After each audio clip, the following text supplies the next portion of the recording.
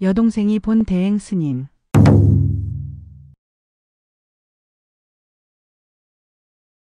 어느 날 친정에 와보니 어머니께서 인적 조회 문제로 헌있는 관할 경찰서에 가셨다는 것이었다. 그래서 나는 어머니를 모시러 그곳으로 갔다. 그때만 해도 내게 이렇게 대단하신 스님 형제가 있는 사실을 몰랐었다. 스님은 어머니의 큰 딸이셨고 내게는 언니였다. 스님이 부모에게 너무 큰 상심과 고통을 준다고 생각했기 때문에 화도 났고 원망도 많이 했다. 그 무렵 스님께서는 공부를 하시느라 산으로 다니실 때였나 보다.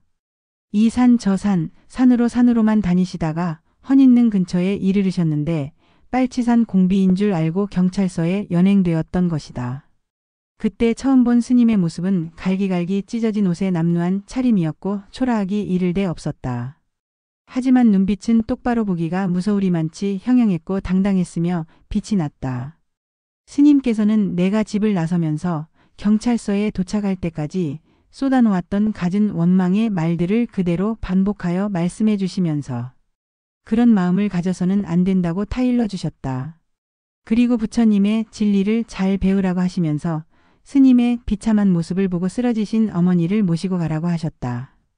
스님께서는 어머니가 가져가신 새 옷으로 갈아입지 않으신 채 부처님 도리를 알게 되면 어머니 앞에 다시 올 것이고 그렇지 못하면 못 올 것이다. 라는 말씀을 남기시곤 어디론가 떠나가셨다. 헌인능에서 그렇게 헤어진 후 너무도 초라하고 불쌍해 보이던 스님의 모습이 내내 잊혀지지 않았다. 그러던 어느 날 치악산 상원사에 계시다는 소식을 듣고 나는 남편과 같이 상원사로 향했다. 인적도 없는 골짜기 초행에 수십 리 산길을 오르며 미끄러지곤 했다. 그럴 때면 나는 이런 생각이 들었다. 왜 이런 산골짜기까지 와서 자기도 고생하고 다른 사람까지 고생을 시키지? 푸념과 눈물을 흘리며 엉금엉금 기어 산을 올라가고 있을 때였다.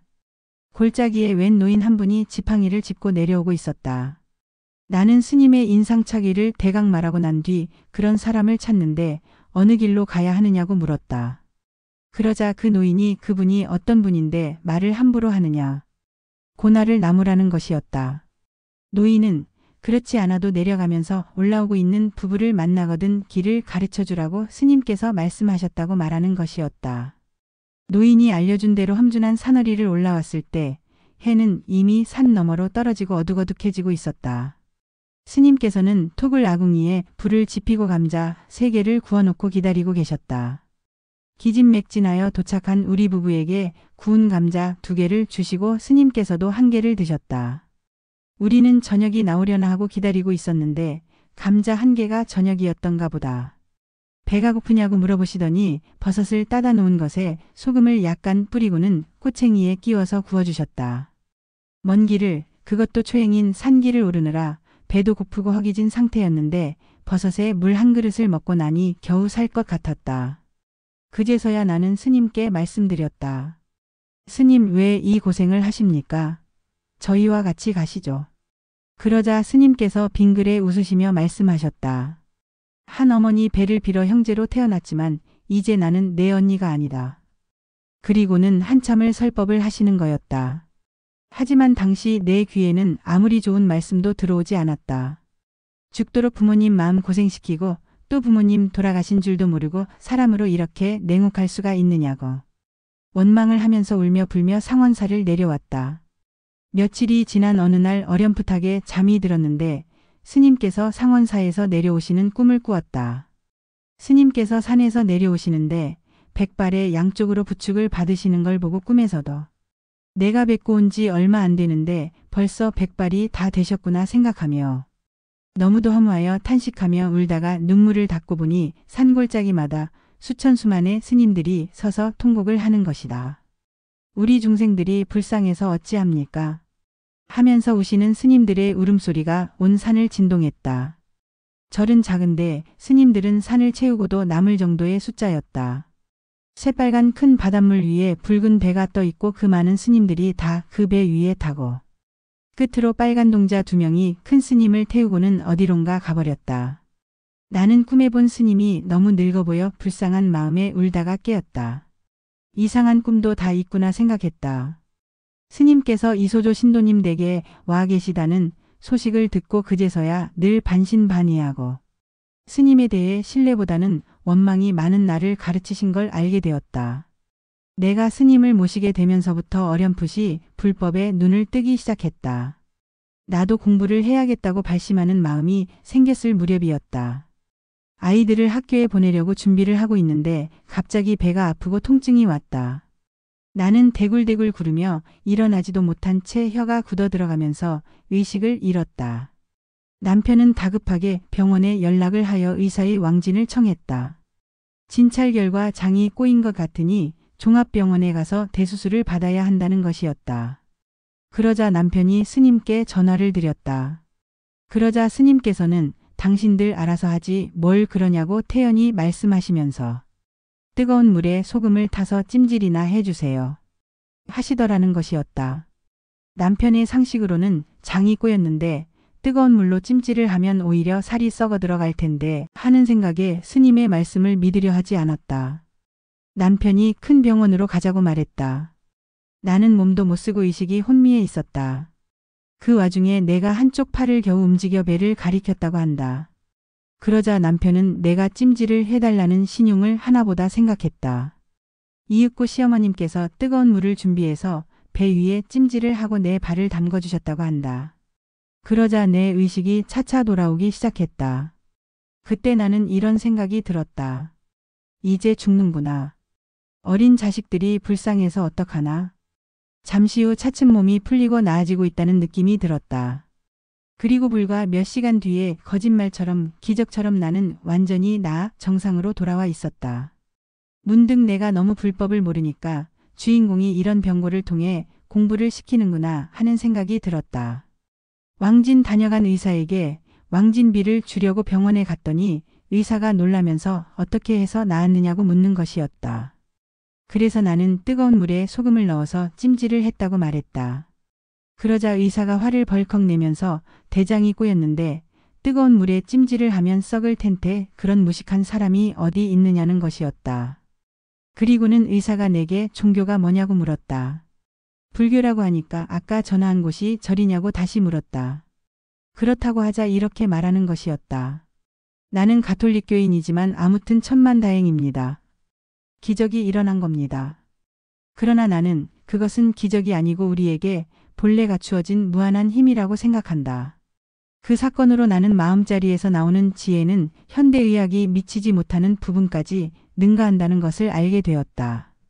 그 후 지혜로 이끌어주시는 큰 스님에 대한 감사와 불법에 점점 매료되고 있는 자신을 발견하게 되었다. 나는 스님을 모시면서 그 밖에도 수없이 많은 것들을 경험하였고 참으로 큰 은혜를 입었다. 설법으로 깨우쳐 주셨고 행으로 보여주셨고 보이지 않는 세계까지도 일러주셨다. 평소 한 말씀 한 말씀이 그저 흘려버릴 수많은 없는 무궁무진한 법문이셨음을 알았을 때 그 감사함이란 머리를 잘라 신발이라도 삼아드리고 싶은 심정이었다. 어느 날이었다. 그 전날 밤까지도 여일하시던 스님께서 아침에 입원을 하시겠다며 병원으로 가자고 하는 것이 아닌가. 나는 너무도 당황스러웠다. 스님께서 어디 불편하신 곳이 있으셨는데 내가 모르고 있었나 하는 마음에 놀랍고 죄송스러웠다. 내가 여쭈었다. 스님 어디가 불편하십니까? 병원에는 왜 가시는지요? 그러자 스님께서 영문모를 말씀을 하셨다. 나를 달라는 사람이 있으니 가져가 보라고 하지. 그리고는 가까운 곳에 있는 성의 병원으로 가자고 하셨다. 내가 큰 병원으로 모시려고 하니까 굳이 작은 병원으로 가시겠다는 것이었다. 그 병원에서는 수술을 할 수 없으니 다른 병원으로 가는 게 좋겠다고 말씀드렸다. 그러자 스님께서 말씀하셨다. 수술을 하는 게 아니고 내 몸을 실험해 보는 거야. 병원에 간 스님께서 의사에게 자궁을 드러내보라고 지시했다. 의사는 도저히 이해할 수 없다는 눈치였다. 그러더니 수술 중에 잘못되어도 괜찮다는 각서를 쓰고 도장을 찍으라는 것이었다. 나는 스님께서 무슨 뜻이 있을 것이라고 믿었고 또한 그 뜻에 따르지 않을 수 없었다. 수술하시고 난 이틀 밤이었다. 스님께서 부르시길래 자다 깨어가 보았다. 그런데 수술한 자리에서 시퍼런 창자가 꾸역꾸역 나오는 것이 아닌가. 나는 너무도 놀라 의사를 찾았지만 이미 퇴근한 뒤였다. 간호사는 자기 혼자 손을 댈 수가 없으니 내일 아침 의사가 올 때까지 기다려야만 한다고 했다. 지금 그때 그 모습을 생각만 해도 아찔하다. 다시 스님께 와보니 손으로 창자를 집어넣고 반창고를 붙이고 계셨다. 그리고는 태연히 웃으시며 말씀하셨다. 내가 집어넣고 붙였어. 다음날 의사들이 그 사실을 알고 놀란 나머지 서둘러 다시 수술을 하였다. 창자를 씻어내고 복잡한 과정을 거쳐 수술을 끝냈다. 그런데 그 다음날 수술한 그 자리가 또 터지는 것이었다. 병원에서는 다시 수술을 해보려고 해도 살이 썩어 들어가서 도저히 꿰맬 수가 없고, 설령 꿰매었다 해도 여기저기 살이 터졌기 때문에 다시 새 살이 나와야 수술이 가능하다고 하는 것이었다. 며칠이 지났다. 하지만 새 살은 나오지 않고 살이 자꾸만 썩어 들어갔다. 나는 도저히 안타까워 볼 수가 없었다. 내가 스님께 수술 부위를 보시라고 거울로 비춰드리며 말씀드렸다. 스님을 살리시려면 알아서 하십시오. 그러자 스님께서 태연히 말씀하셨다. 살이 썩어 들어가는 게 나와 무슨 상관이냐. 그러자 내가 막 울면서 어느 정도인지 잘 보시라고 말씀드렸다. 그러자 여전히 태연하신 음성으로 이렇게 말씀하는 것이었다. 어휴, 이렇게 깊이 썩어 들어가고 있었구나. 이젠 이대로 두면 안 되겠군. 나는 엎드려 통곡을 하다가 잠이 들었다. 비몽사몽간에 하늘에서 연꽃이 내려와 수술한 부위에 한 잎씩 꽂히는 것이 보였다. 그리고는 어디선가 울지만 말고 빨리 일어나라는 소리에 그만 놀라 눈을 뜨게 되었다. 다음 날 아침 의사가 소독을 하려고 반창고를 떼어보니 썩었던 살들이 반창고에 붙어서 떨어지는 것이었다. 의사가 이젠 반창고조차 붙일 자리가 없다고 하면서 서울에서 급히 박사님들을 모셔왔다. 5명의 박사들이 들어와서 수술한 부위에 썩은 살을 보더니 고개를 절레절레 흔들고는 나가버렸다. 가망이 없다는 표정들이었다. 나는 가슴이 철렁 내려앉았다. 그러나 지난밤 연꽃이 내려와 앉는 꿈을 생각해 내고는 한편으로는 안심도 되었다. 병원 측에서는 가망이 없다며 소독을 하고 가재로 그냥 메어놓기만 했다. 그런데 놀랍게도 그날부터 새 살이 나오기 시작했다. 일주일 만에 썩은 살들을 잘라내고 수술을 할 수 있을 정도로 새 살이 많이 나오는 것이었다.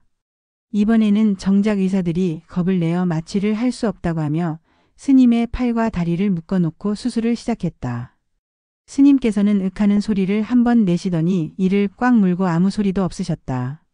옆에서 보고 있던 나는 너무도 가슴이 아프고 참혹하여 그 자리에서 똥을 싸고 말았다.